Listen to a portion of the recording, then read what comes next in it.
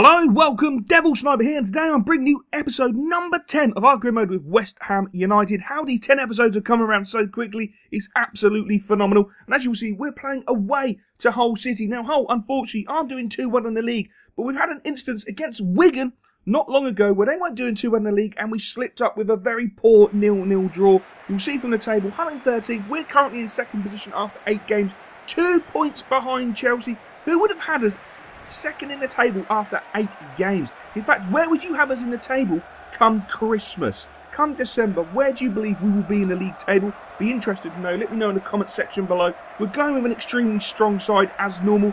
We don't take the league games lightly. We don't need to make any changes. The team works and it works well. It may not always play the most adventurous and extraordinary football, but it delivers the results, and that's what we're in, a results game at the end of the day. We need to deliver results. We need to keep ourselves in that top portion of the table and hopefully deliver European football at the end of the season, which I'm very confident we will deliver European football. We started off quite brightly. Valencia nearly got the shot away, but it was Hull who came really out of the traps quite quickly. Obviously, they're lower that down in the league table. They need to get 3 points, probably more than us, but Huddleston with a bit of a poor ball into the box, easily cleared. Livermore then gives up possession to Valencia. Valencia onto Sacco. Sacco into Downing. And Downing plays a delightful ball forward into the feet of Sacco, who goes into the box, pulls the trigger, and unfortunately the movement and the passing did not match the finish. Absolutely god-awful finish there from Sacco, which is a great shame. And as you can see there, it was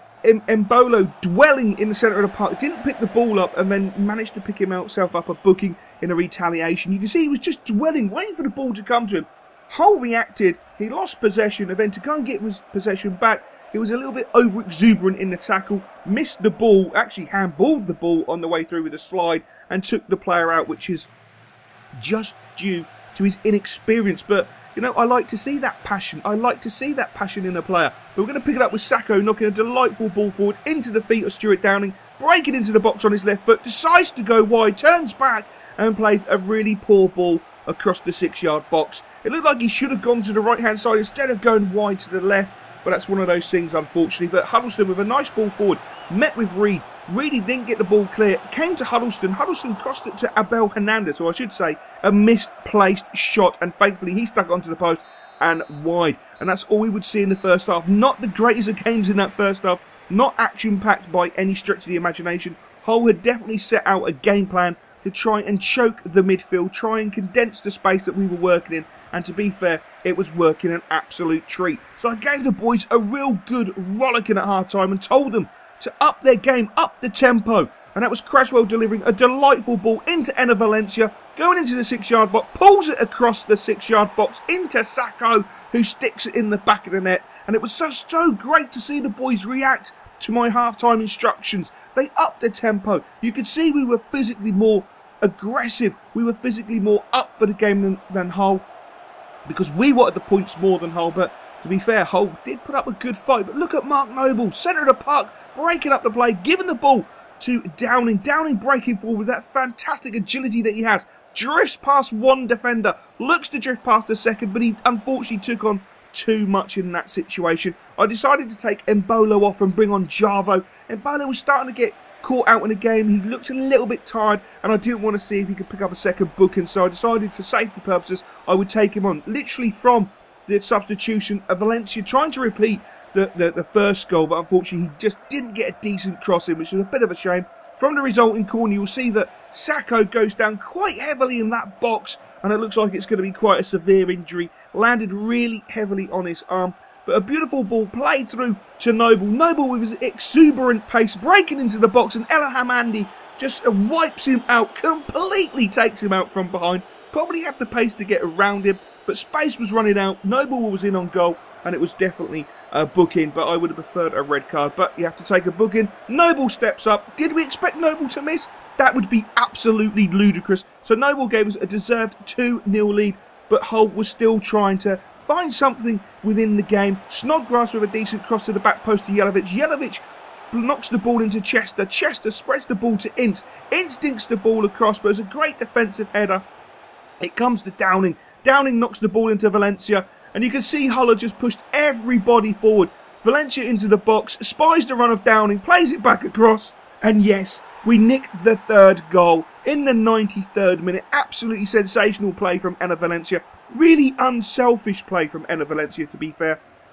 And that wrapped the game up. Goals from Sacco, Noble, and of course Downing. Man of the match has to go to Mark Noble. Absolute genius performance. Deep mid, he just controlled the midfield. He sat deep and just dominated the entire midfield. Absolutely fantastic. And as you will see, Sacco is out with a broken elbow and will be out for around about 2 months, which is a massive, massive hit. Really didn't want to be picking up injuries. I don't mind picking up injuries, long as they're only for a couple of weeks. Anything that's like 8 weeks to sort of 9 weeks by the time he's back and fit is really and utterly devastating. It really is utterly devastating at this moment in time. But as you can see, we're having a look at the youth scouts, just going through the players from Australia. We do make one signing. The question is, will we make another signing? Of course we will, because there is a little hidden gem. We're going to sign Joshua Mullen. He's getting to the age where he can, we can actually sign him on permanent forms, offer him a contract, but we're just going to get him into the youth system and bring him to the club, get him into the academy, get him training with the academy, get him training with the under-18s, and obviously get him just training at the ground and hopefully progressing quickly so we can offer him that full-time contract and get him into the squad. We also have a look at the Brazilian lads. I've got to admit, I'm not really overly excited with what the scouts have actually brought to me. It's not the leagues that are an issue, or the countries. I feel that we've chosen great countries. Australia is such a good call, really good call. Hopefully we're going to find someone exceptional. Brazil, I'm from Brazil. I know my accent doesn't sound very Brazil, but just imagine it is. And I feel we should be picking up fantastic players. When you consider the standard of our scouts, the actual comeback of players is not what I would have hoped. I would have hoped for a little bit more from our scouts. But that aside, let's not worry about that. We have a very important game against Northampton in the Cup. It's a big, big game for us. Obviously, it's a completely and utterly changed side. Really, relying on our limited depth that we do have. Obviously, we do have some old heads and experience in the form of Nolan, who's a fantastic player. But it's a great opportunity to give players a run out like Yusuf Poulsen and, of course, Elliot Lee. And what you would have seen with Poulsen there is the fact he dwelled on the ball, gave it away, then had the ability to go and get the ball back. And then he shows the other side of his game where he tries to do too much. He really is a Jekyll and Hyde player. He's got so much confidence and self-belief, which I love and adore about him, and that's the way I want him to stay. He tried to play a ball into Elliot Lee, didn't come off, but he then goes and follows up, shows pure determination and aggression, picked the ball up and slotted it home. You can see that he made an error with the pass, but he didn't sit on his laurels. He went forward, got the ball back, and it just worked out that he could hit the ball home. And that's a sublime finish. That definitely wasn't going to go wide, and the keeper had no chance. But Chambers, Leo Chambers, lashing out there. What a reckless challenge. Absolutely reckless challenge. The lad is such a good player as well, and I'm really, really hopeful for the future that he will only improve. And one thing I will mention, which you probably saw on the back of his shirt, he's wearing, obviously, a number that he should not be wearing.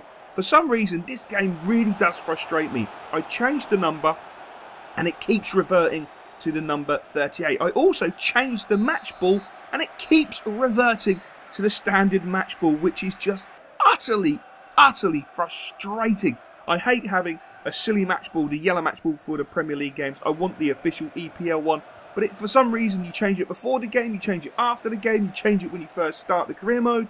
It just does not keep for whatever reason. The same goes with the shirts. You change the shirts, you save it, and of course you go to play the next game, and it just reverts back to whatever number it feels it should. And of course it reverts back to what the original career mode starts with, which is just utterly, utterly frustrating. That aside, Poulsen had a great opportunity, wasted it unfortunately, but then he makes up for it by assisting with Elliot Lee. And it's so good to see Elliot Lee getting into the side. I'm hopeful that, he can produce some good performances and keep himself in the squad and keep himself at the club, because, at the end of the day, we've got so much competitiveness in the front four of the team. Sacco, Valencia, Poulsen, Andy Carroll, that it would be a great shame to see him leave the club. But we do win the Capital One Cup game, 2-0 against Northampton. Few big teams are left in the actual competition. It was a bit scary. But of course, the man of the match for me has to go to Leo Chambers. Not for the reckless challenge, just purely for his work rates. He was absolutely sensational.